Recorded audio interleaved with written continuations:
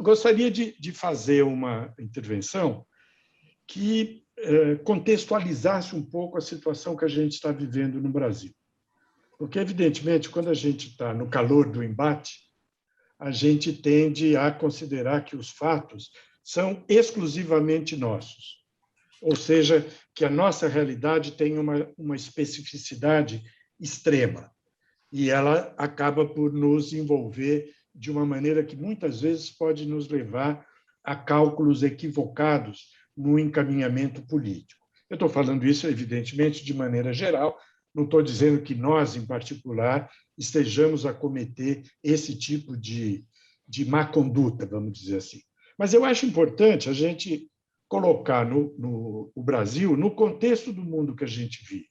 Não propriamente do mundo, mas das sociedades que estão emergindo com as mudanças estruturais fortíssimas que estão afetando a lógica e o funcionamento do capitalismo.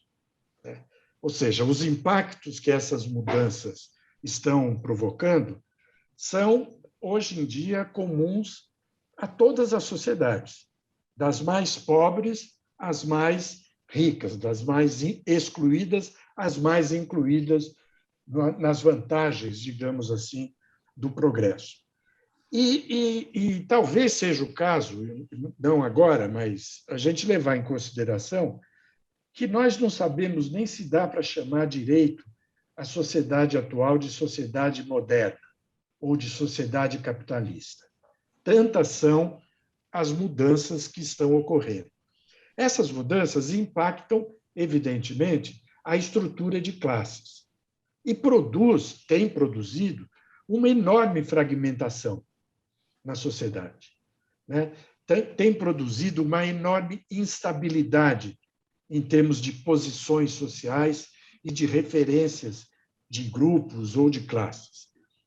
Um fator que emerge e está presente na vida brasileira, ainda que de forma mais discreta, é a busca incessante que vários grupos das sociedades atuais fazem em direção à identidade e ao reconhecimento. Quer dizer, essas sociedades em que nós vivemos parecem incentivar firmemente a busca de identidade e reconhecimento, o que é, por um lado, muito bom e, por outro, é bastante problemático, porque dificulta bastante a coesão social no plano político, no plano da democracia. A gente teria que considerar, e isso é muito forte no Brasil, que nós vivemos numa época de muita velocidade, de muita inovação e de muita informação. As redes estão aí para mostrar isso com absoluta clareza. Elas são o ambiente no qual a velocidade e as informações abundantes são descarregadas e, ao mesmo tempo, elas funcionam como uma câmara de eco que impulsiona a multiplicação das informações e a velocidade do pensamento, digamos assim, a dificuldade que as pessoas têm de compreender, de processar todas as informações que recebem. Então, eu acho que seria possível a gente dizer que nós temos algumas coisas que derivam da estrutura da vida atual.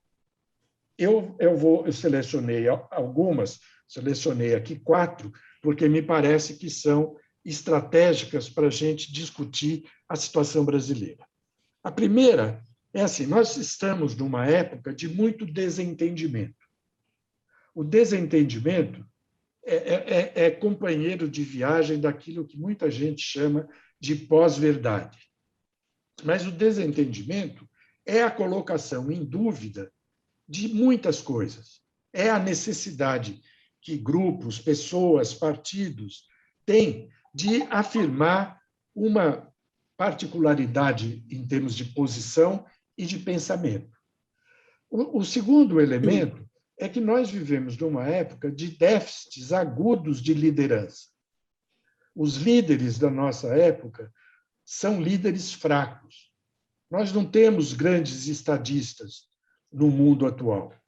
Claro, eu não estou dizendo que são todos iguais, né? Mas a liderança política, sobretudo, ela é muito fraca e muito capaz de deslizes populistas, né? Justamente a fraqueza das lideranças faz com que elas derivem com muita facilidade para operações de tipo populista ou de tipo populista autoritário, como acontece em muitos lugares, e é esse o lugar em que a gente está aqui no Brasil. É uma sociedade, é um tipo de sociedade no qual o sistema político, ou os sistemas políticos, estão abalados e postos em xeque com muita facilidade. A liderança fraca se soma a uma confusão partidária que, de certa maneira, diluiu as formações, as agregações que serviam, de alguma maneira, para fornecer referências à cidadania. E, com isso, a democracia entra em estado de sofrimento. A democracia política, a democracia representativa entra em estado de sofrimento. Isso está no mundo todo. A democracia está em estado de sofrimento, o que não significa que ela esteja à beira da falência, né? Mas nós temos hoje, e eu encerro essa contextualização, em várias partes do mundo, governos que são instáveis, pouco produtivos, que dão poucas respostas à população, o que acaba gerando, tanto, por um lado, muita insatisfação por parte da cidadania, dos cidadãos, e, por outro lado, aumenta os custos das operações políticas. Não necessariamente os custos financeiros, mas os custos de procedimento, os custos discursivos, as narrativas, como a gente fala hoje, a comunicação entre políticos e eleitores, tudo isso acaba ficando bastante com custos bastante elevados. Agora, caindo na situação brasileira, eu acho que a gente poderia lembrar que tudo isso que eu mencionei aqui acaba por ficar exacerbado na condição brasileira. Por quê? Porque nós temos aqui 3 fatores que são perturbadores por si só.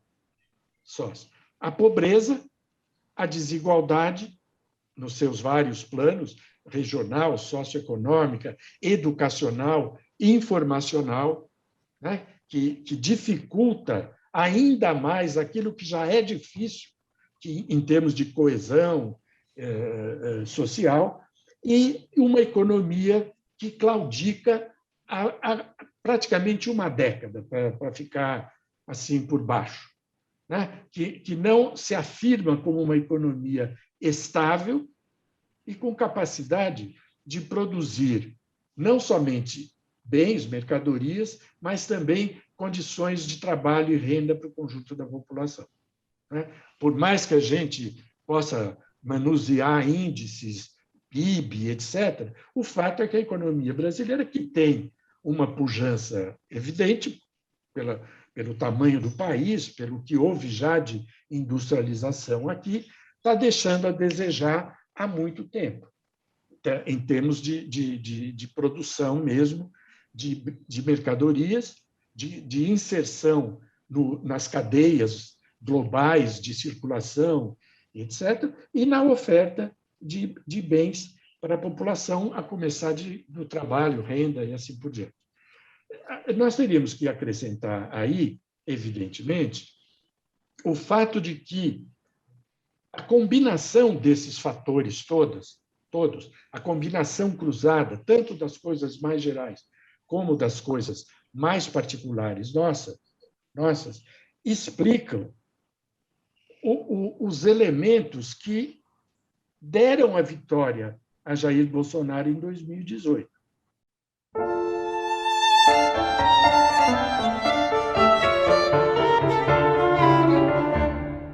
O fortalecimento da democracia é um desafio permanente que demanda ações como a produção e disseminação de conhecimento científico, por meio do debate público de temas centrais que envolvem a economia, a cultura e a sociedade. Enfim, políticas públicas que moldam e afetam nossas vidas. Em um país fraturado pela fome e pela pobreza como é o Brasil, fruto das desigualdades e da falta de oportunidade para todos, não se pode falar em democracia sem ter ações radicais voltadas para a superação destes desafios. Entendemos que isto é uma exigência ética e moral. Mas quem somos nós? Somos o Instituto de Estudos e Pesquisas para o Fortalecimento da Democracia, o IEPFD. Temos um compromisso radical com o fortalecimento da democracia e com o enraizamento de seus benefícios e valores para todos. Por meio dos nossos diversos fóruns, produzimos um conhecimento crítico e propositivo voltados aos 3 eixos estratégicos da nossa missão. Primeiro, a formação de líderes qualificados. Segundo, a proposição de políticas públicas transformadoras e eficazes. Terceiro, o desenvolvimento de projetos estruturais voltados à modernização do Estado, à competitividade da economia e à superação da pobreza e das desigualdades sociais por meio de uma educação de qualidade para todos. É na democracia, com suas liberdades políticas, em uma sociedade aberta, que é possível administrar os naturais conflitos sociais e econômicos de uma nação de forma sólida e perene. Conheça, participe e apoie. Se você se identifica com o nosso objetivo e nossa missão e deseja apoiar estas ações, clique no link abaixo e torne-se um doador. Para saber mais sobre doações, ligue para o número que está aqui abaixo desse vídeo ou nos mande um e-mail. IEPFD, Instituto de Estudos e Pesquisas para o Fortalecimento da Democracia.